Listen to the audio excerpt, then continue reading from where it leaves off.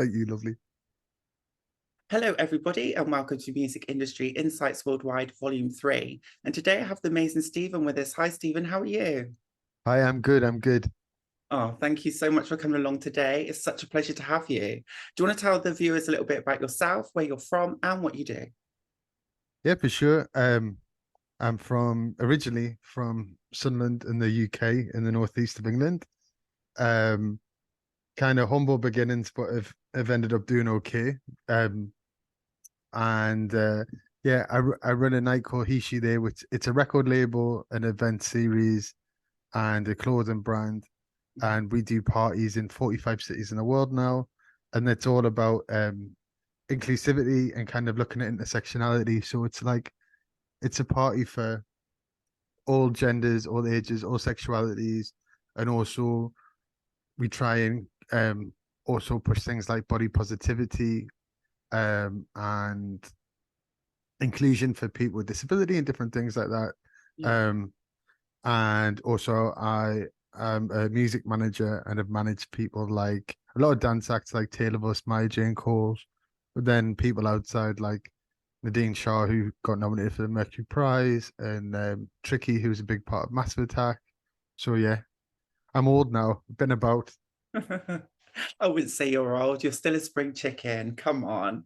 No, it's Oh, such a pleasure fair. to meet That's why I'm using this blur feature on the video. you. It was such a pleasure to meet you and hear the great work that you're doing at He, She, They. No, Absolutely thank you. fantastic. So, how long have you actively been in the music industry for? Gosh, this is where I show my age. 25 years. Wow, that's a long time. So it is. So I basically I went on holiday to Ibiza and was by the end of the holiday somehow told my mum I was coming home soon, became a podium dancer because I'd been this kind of rugby boy. So back then I was quite big built Yeah. and just up for saying yes to anything and everything. And then from that ended up getting my own club night. And so yeah, from 16 is where it all started. Wow. So, And yeah. been a mad scramble hustle ever since. So, looking back at your 25 years, what would you say are the things that have really stuck in your mind that have still not changed around equality, diversity, and inclusion, and some of the things that have changed? So, if you could name two things that are still the same and two things that have positively changed, what would they be? Mhm. I, let me go with the positives first. I think it's better than it was Yeah. in terms of looking at inclusivity for people working in the industry. It's a little bit less tough than it was to be like queer or black or a woman. Not definitely not perfect, but improved. There's less like just, random executives patting women on the ass but I mean there's these are kind of societal cultural changes as well. Yeah. And because a lot of people have done the work to be first, and a lot of people have bared the brunt of the racism and homophobia and the misogyny to kind of prove, well, you know, ob obviously, but like they're obviously as good as any straight white male executive. Yeah. But it just took some people some convincing. I think what it's weird because whilst you see those things, you also see this slightly regressive thing of like, for instance, where I work in dance music, where when I first started, the lineups probably did have more female DJs on, Okay. and there were more people of color, Yeah. and there were more queer people. So it's the weird dichotomy between something's getting better, something's being regressive, Mhm. and now we're starting to look a little bit deeper. I guess it always in most societies, as it did say, for instance, like if you look at voting rights and equality, you Yeah. kind of women get their equality first, then people of color, then queer people, and now people are starting to look at like, well, what are we doing about people with disabilities? What are we doing with people with who are trans? What are Yeah. we doing? And like looking a little bit deeper into things. Mhm. I mean, there was a report that got done in the music industry that looked about disparities and inequality on race and gender, Yeah. and I flagged as like But if you're asking people on a questionnaire, you not want to ask them about their sexuality as well. This was about two years ago, Yeah. and people were like, oh well, we can do that later. So there's still like some elements of just being really dismissive, and I was just like, you know what? I don't know if I can swear on this or not. I'll try not to. Well, you can indeed if you need to. All right, cool. No, it's just I'm northern, but I'll try to. It was just one of those ones where I expletive said that. Well, why is what you're doing is diminishing my struggle and saying that like, oh yeah, it's important, but it's not important enough for us to like have one extra section. Same with disability and things like that. And I just thought sometimes these things where people are trying to do a good thing, which it is, of course, you need to look at race and gender, but it's not like a hierarchy of like barriers. Like, Yeah. If someone's biggest barrier is being trans, their biggest barrier is being trans. If their biggest barrier is being black, it's being black. If it's being working class, it's being working class. Yeah. And it's no comfort to somebody else that like that barrier is still in for them, and especially almost feeling like, not other, I guess diminished is the word, just feeling almost worse than you were, that you're just considered to like, oh, you're being silly, or that it's not important, or that it's imagined somehow. So Yeah. yeah, that's my rant over. I totally feel that actually, and I've looked at a few reports, and often what is missing is disability and also collecting data around being trans. So Yeah. there isn't any data at the moment, literally, that gives us the numbers of how many people are in the industry and how intersectional that is. Because again, when we're looking at intersections, it's about, okay, there might be one barrier, but then when you've got 3 or 4 different barriers coming together, they kind of multiply, and then you've got 10 barriers in front of you rather than just 2 or 3. So Oh, yeah. 100%. I mean, like, we were talking about cis straight white men, Yeah. but then, I mean, if someone is disabled, or someone was working class, or someone was this, it's like they're not, as our no groups are monolithic. So it's like, well, yeah, you can be a straight white man, but if you've got CP or something like that, you're not on the same level playing field. So Yeah. I think we do have to really look at like intersectionality and just a bit deeper into kind of individuality as well, of just like, what's the individual person's needs, because my experience of a queer man is totally different to someone else's experience as a queer man. Yeah. And we could probably be matched on a lot of different variables. Same thing, like the trans experience, all the black experience, all these things. It's so wildly different. I know a lot of my friends, whenever they get just put in the like people of color section, and you're like, do you think that as a black person I have more in common with an Asian person, with someone else, just because like we're just the non-whites?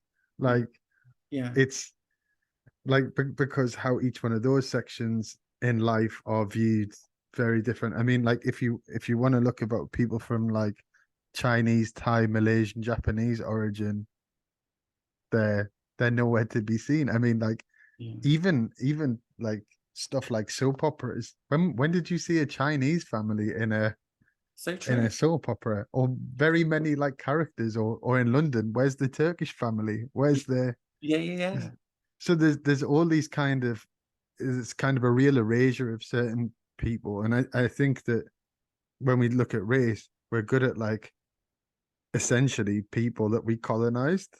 Like, there's white people, brown people, and black people, but there's a whole bunch of other people that don't fall into any of those categories. So yeah, I mean, then you always get this pushback of like, well, we don't have time to look after everything, so we have to make these kind of broad strokes. And I guess that is better than nothing. But there was this great questionnaire, and I'm really sorry that the name escapes me, but it broke down, like, it was around 50 items on it. And it was like, have you ever struggled to pay the rent? Do you come from a religious family? Do you come from this, that, and the other? And it was really interesting because it took such a broad look at people. Yeah. And actually, it was interesting to see where people tended to score, and you did see like it's more like the more you deviate from an able-bodied cis straight white male who from like a well-off family. So it's more like things like that. The more you deviate from that, the more like, so for instance, if you were a working class trans black woman Yeah. who was queer, you tended actually, when you filled in that whole form, you Mhm. really did have like quite a high score. So I Yeah. thought that was a more useful tool, because otherwise, if you don't look at everything in the round, you get this kind of weird like game of like trauma top trumps where people go like, well, I've had homophobia, well, I've had racism, well, I've had Yeah. um things like that. And it's like they're all bad. They're all equally bad. Like we shouldn't, like, it's what I was saying before, like one doesn't negate the other one. That's If right. if it's something's the worst thing that's happened in your life, or like was homophobia, and the worst thing that's happened in your life is transphobia, the worst thing is whatever. It's the worst thing that's happened to you, Yeah. and it's all relative. But do you know what? At least we're having this conversation. I don't even think this conversation would have happened like when I first entered the music industry. In fact, I know it wouldn't have. Right. So we are making progress in those steps. We're actually talking about it and we're educating others on those issues and barriers. Oh, 100%. The fact that like I'm out and doing bits and like I think is testament to that. Because when I first came into the music industry, especially in dance music, I was like, oh, I bet it's gonna be like really queer and there's all gonna be all these people. And I was like, oh, It's really not, is no, it? it's not. Because all those people that had created it who were black, brown, and queer Yeah, all got pushed to the margins. that's right. That's right. I've noticed that actually, and that's another part of the dance scene. Actually, is a lot of that actually come from the LGBT community. So Yeah, where yeah, yeah, massively. and it's again been kind of taken over by white cis men, which is a bit of a shame when that's Yeah. always been part of our heritage and our community and our culture. To be kind of pushed out is really wrong. So I'm Oh, 100%. I think the minute that you started having it being the thing that was it was in vogue, and you had like Swedish house mafias and things like that, where I think Live Nations and AEGs and these giant promoters were like, oh, there's real money to be had. yeah, Then just to be honest, the worst thing is like capitalism yes, that comes in and it just squishes everything else out, and everything is done through this straight while male prism. Like all yeah, the dancers are women of a particular thin body type. yes, Like everything is this kind of identity. And to be honest, in the gay scene, not the queer scene, because I think there's a differential between the two things. yeah, But in the gay scene, I think there's a lot of like that's just centered around cis white gay men. And it's like men with six packs. yeah, yeah, yeah, And it's like, but what about trans people? What about women? yeah. What about people of bigger bodies, smaller bodies? What about people with disability? What are this whole cornucopia of people that just aren't See, represented, and it's just not good enough. Yeah, not just not seen. yeah, We're actually as well, the thing with diversity, there is, if you want to use capitalism, there's a real argument that the more diverse the thing is, you're actually marketing to more groups of people. that's right. That's right. You are. And you've got more Yeah. views, you've got more opinions, and you can share those with each other and learn from each other, which I think is a beautiful thing because Oh, that 100%. yeah, Sorry, I didn't mean to cut you off. I was just agreeing. yeah, that's all I find as well is like having that diversity and that inclusion. It helps other people to have that richness of ideas and different cultures and different impacts. And just to learn from each other, I think is really, really valuable. So I've always enjoyed being inclusive and diverse. I think it helps anybody, to be honest. Oh, 100%. Just the fact that we're talking about dance music that was built on foundationally from black and brown and queer people. Yeah, If you erase them from the decisions, then you miss out on a whole richness of things, you know? that's If right. you don't have female decision makers, look at the richness of music from across the globe that you miss out on. All these kind of things. And it's just like this is where you get into some of these events being really unsafe and things, is because there weren't women in the room Mm. making those decisions, or people of color, or trans people, etc. And then also sometimes if you're in the room, but you're the only person, and there's 9 people that are all say straight white sisters, then sometimes those people think, God, I don't really have the power to be in this room. So it's like, it's kind of hard to dissent.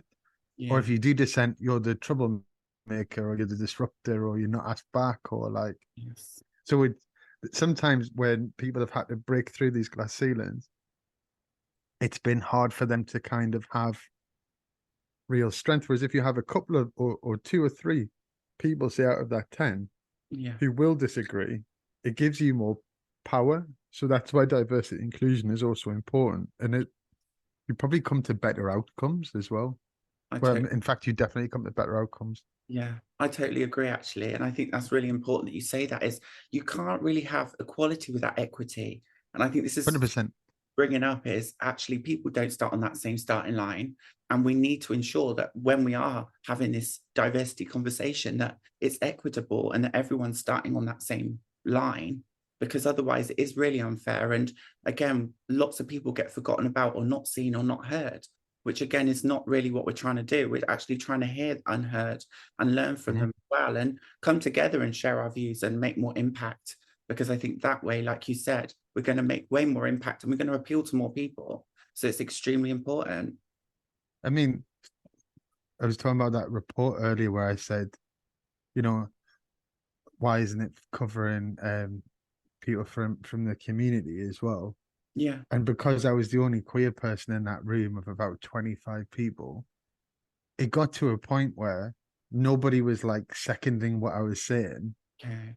So then you're just like, I can only do this for so long on my own, where it's like, I'm starting to annoy myself because I'm getting stressed, and I'm like, I'm not going to win this one. At some point, I have to just kind of fall on my sword. Yeah. Because I don't get why other people aren't listening. And then annoyingly, people afterwards always come up and go, I really agreed with what you said. And you just thought, for fuck's sake, could you not have said it when you were in the room? That would really have helped. But they're also scared to dissent. Yeah. So it's like, So that, I mean, funny. now I'm loud in rooms, but I wasn't when I first started, because I was glad to be in them. Yes. And it does put a lot of pressure on you as well, especially when you're the only person. It's happened to me so many times where I've walked in the room, I've been the only trans person, and I generally am quite a lot of the time. And it's kind of like an extra burden. But again, you've got this passion for change, and you want to see your community succeed, and you want to get that voice across.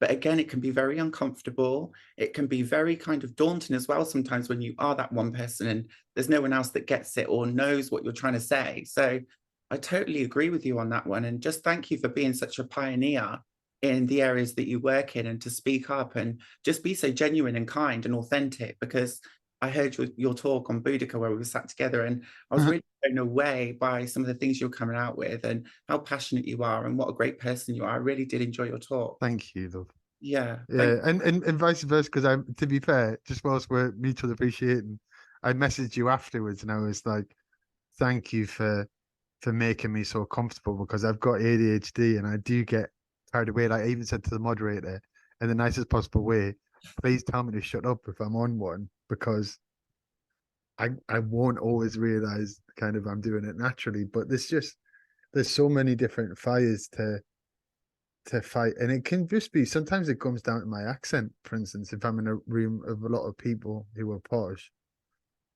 and I've had to my proper accent was like that, and then if I really need to, I can slow down and talk like that. But I hate the code switching, and I did it for ages. And then I thought, why am I doing this? Nobody else has to do this. And like, and it is tiring, it is exhausting. And some days it's really annoying. But then also I'm blessed in the fact that I'm quite a big built dude. So I think for a queer person, I would have had more problem. I find the terms like straight person kind of weird, but because like what does a straight person look like? You know what I mean? But in terms of just my physicality, I think because I'm not super effeminate, I get let into more rooms because I can look like one of the boys a bit more. Yeah. So I do have like certain privileges and things like that. And I think also, and if you're telling someone else off when you're Geordie, it can sound a bit more menacing. But yeah, you have to rely on these things. But yeah, it's just I wanted to live in a place basically where none of us have to think about that. I mean, at the moment, I think you're in a much harder workload to kind of get through because being trans, but also the misogyny that goes with that as well. I mean, this is a complete, I guess, but I imagine in some ways, if you were trans mask, it's probably easier than being a trans woman. Actually, I was doing some research on this for my PhD, and yeah, I think the problem is with trans women is we lose the male privilege, whereas trans men gain that male privilege. So we actually come right down the ladder. And I think the way society is built is you've got men, you've got women, and then you've got trans women. So we're right underneath everybody. And I think it has been a challenge at times to be heard, but not just that. I think a lot of times with trans masc, they are accepted in women's spaces a lot more than trans women are, because we're seen as a threat to women as well, which is a really bad thing. And how Yeah. in the media, which again, Which is, we all know is a complete dog whistle, but it's also, that's what you're up against.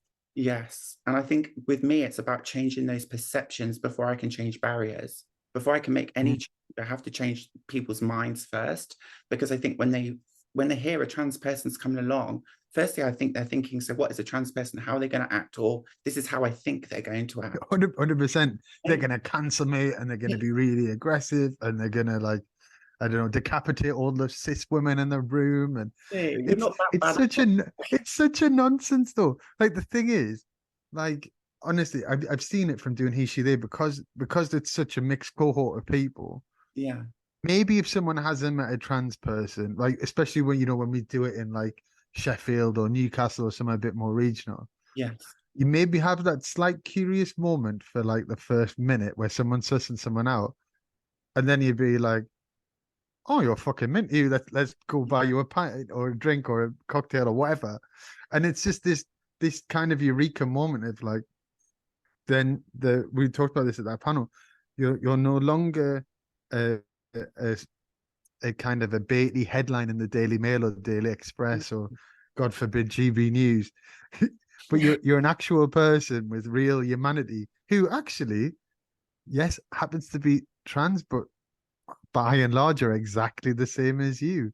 And you can be funny, and then it becomes down to personalities, and then it's like you see that acceptance, which is when people say to us like, why do you do nights in different places? It's like we did one in Cardiff the other day, and of course the trans dancers were a little bit nervous because they're like, oh, you're just slinging us in with all the beer rugby boys from Cardiff. And we're like, trust us, we wouldn't do any of this if you're not safe. You've got a space to escape to if you need to, but just let's try it. And honestly, the dudes from the valleys were like proper voting people in, like clapping, like some of them trying to vogue and do different things. And it was like, there was this wonderful moment where it's like, you really do recognize why toxic masculinity doesn't benefit anyone, right? Because those guys just want to relax and be able to be silly and not have to be a man or uptight or this.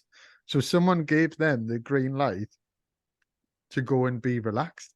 Yeah, that's just indulge your feminine side, like do all of the things, and like, oh look, if you do all these things, the sky doesn't fall in. And by the end of it, you had this real. It's a bit like there's this film called Pride, and it was about back in the day when the coal miners and queer people marched together because of equal rights. Yes. And it was that like on a more micro scale, but it was that moment of, oh, you don't hate me, and like, oh, you're not scary. And it was just like, it was so nice. And the amount of people that messaged us, or like, you know, there's so many trans people whose best friend is a cis person, and they want to just be able to all go on a night out. Black people who are friends with white people, who knew? Like it's so silly. This is the thing which people, I think, mistake us for when we're talking about identity politics. It's like, yeah, sometimes we have to group ourselves to look at where different groups that are disadvantaged, That Yeah. doesn't mean that we just only live, sleep, and breathe with our particular cohort of people. We're just friends and normal people. Yeah. And it's not like I don't know. I think that the not to make it super political, but I think people on the right are far more bothered about identity politics than I, people on the left are. Of course, on the far left, probably. But but most people, it's just you judge someone if they're a nice person or if they're not a nice person, how I work. and that's it. Yeah, that's how I work. I don't really like to But give of course you do, because you're a person. First and foremost, more than anything else, you're a human. exactly. And that's it. If we could just find those similarities and work on those rather than what our differences are, I think that helps everybody too, right? Because we're all different and that's the thing. We have to have it bespoke to the person and then Mhm. support each other around that, which I think is the best way forward. 100%. Yeah. So tell us some of your challenges and barriers. If we're talking about you, Steve, like what's some of the challenges and barriers that you faced and had to overcome being in the music and entertainment industry? I think when I first started and I moved down and I had a stronger accent Yeah. and I was trying to like do stuff with like major labels, and back then it was a lot more, everything was on High Street Kensington. Everybody kind of came from money or nepotism, Yeah. and as well because the way that music industry is pretty built, especially then, is like most people would work for somewhere for free for 6 months to a year, then like be an intern, then get a job. It was quite low paid to do. So most of those people are people in London who live with their parents and Yeah. then can afford to not have any. Where Yeah. I didn't have that luxury, so I sofa surfed for 2 years because I couldn't afford to work in the music industry and have a house. Yeah. That, So I've slept in some crazy places, and I used to live on biscuits a lot. Like literally wherever I was like, oh shit, the Metro has a new company offering some other 2 for 1. That's what I'm eating this week. And it was literally that. And when I first got a house, it was with my friend Anna Golden, who also didn't have particularly anything. And now she's just been head of international production for Taylor Swift. wow, fantastic. So, and she's from Warrington. Like the two of us kind of really just stuck in, and we had to be like, because he wasn't a more natural route in a weird way. Yeah. It kind of made me better at my job because I Interesting. had to be better at my job. And Yeah. I'm sure you have the same experiences. Like Yeah. you have to not just be as good as everyone else, but you have to be so good that you're undeniable, so that you being trans is off the table. Yeah, a lot of the time it really is hard because you've got to stretch financial, educational, speaking. I've got so many different hats that I'm wearing at the same time, and it's literally one after one after one. And I think, yeah, sometimes it does get really tiring. But not just that, it's also the fact of the financial side of it, because that's another Mm, barrier for me. It's the financial side and how can I get to all these events and how can I network all the time if I can't get to the events or I 100%. I've won an award, but I can't get to the award show because they're £350 for a ticket. So, there's Which all, is the worst thing. I've been in that one, and I'm like, can someone buy me a ticket to the thing that I've won an award for? Like, yeah, it's crazy that. it's But crazy. but also like that's the thing. A lot of for instance, trans people will have got kicked out of home when they were younger, especially during that time period. That's So right. it's like if I really really wanted to, I could have gone and lived back with my mom in Sunderland, but like some people don't even have like that luxury. So I Yeah, guess that was the thing that, all right, I was sleeping in mad places in the office in festivals for 5 days because I didn't have anywhere else to go. Like yeah, sometimes I'd like, oh, my friend that I was going to sleep in the house is having a one night stand. Oh, and then I didn't want to be like, oh, I'm staying at your house because I'm homeless. I was like, be like, cool. So I guess I'm going to a it's club or I'm going to a party or, yeah, yeah, like that proper hidden homelessness. But oh, like some people don't even have that. If it comes to the worst thing, yeah, they can go back to their family. So again, like it, I was very bloody minded in what I wanted to do and how I wanted to do it. But so that was definitely a thing financially. Now there's a lot more paid internships, which is good. Um, and then just on the queer thing back in the day, there was a whole bunch of like, oh, this person's a bit homophobic, because it was kind of all right to be like that person was homophobic. Like it was like to be a known thing. Yeah, You didn't yeah, have to be like shy about it. yeah, So yeah, be like, oh, let's not sending you as a Pokemon to go have this meeting. Let's send this other person. And then so yeah, it was there was a few things like that, or like, oh, your manager's so gay, or your manager's, and actually back then I was really trying to hold it down and not be too overtly camp. yeah, So it was way more just the fact that like people, when they heard that label that you were queer, went and gave you like kind of different traits, even if you didn't have them, because that's what their stereotypes associated with you were. yeah, But I guess I learned to be the kind of court jester. I'd tell like the city grinder story, or I'd tell like whatever, and I like it's a funny thing, because you were kind of like people people people people I guess like me, because as I say, I was like this big dude that could play sport, and I could like, you know, I wasn't gonna get pushed around by anyone, but also I wasn't a threat because I wasn't another man, yeah, which is yeah. a nonsense. But so I was like, right, this is my window. This is how I kind of cut through things. And then I just had to be better. Had to like, you know, I've had number one records, like loads of Grammy nominations. Artists have won those awards. They've toured in like 55 countries. It's like went out there, met everyone, made them laugh, turned up on time, didn't like ever like I didn't used to drink at gigs or anything, because I wouldn't be the messy one. I wouldn't be the whatever, because I was just like, I want to remember what everyone said. I want to Yeah. be this connector. I want to be useful, because when you first start, it's not like you can make people money, but if you make people laugh, they want you around. Yes, I get that. Yes, just put some humor on it and make it fun. Which you know is kind of like a natural trait in me anyway. But it was like, but there was definitely times where I realized like you just have to be the court jester to get through this, because they didn't. I think my accent as well. Like when they hear Geordie, like I was a business psychologist in another life, Right. and I remember talking like this at this big like I was doing something with the army.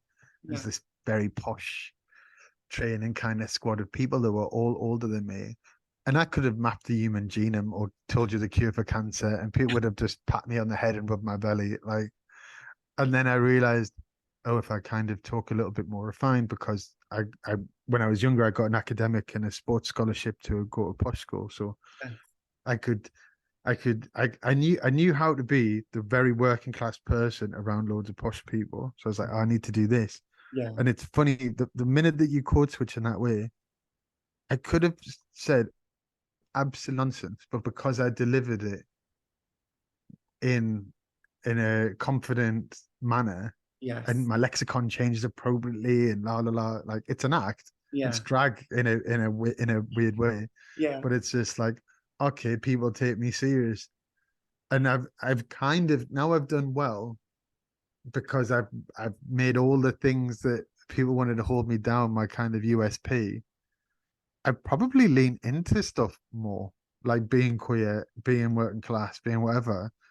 Probably because the rebel in me is like, Do it. nah, man. Now I'm here. I'm gonna definitely go and keep the door open and not pull up the ladder for other people, because that was also an interesting thing of like I was from a generation where I saw a lot of I sometimes would get more grief from other queer people than Right. I would from like the straight boys, Yeah. Yeah. because they're like, there can be one of us Yeah.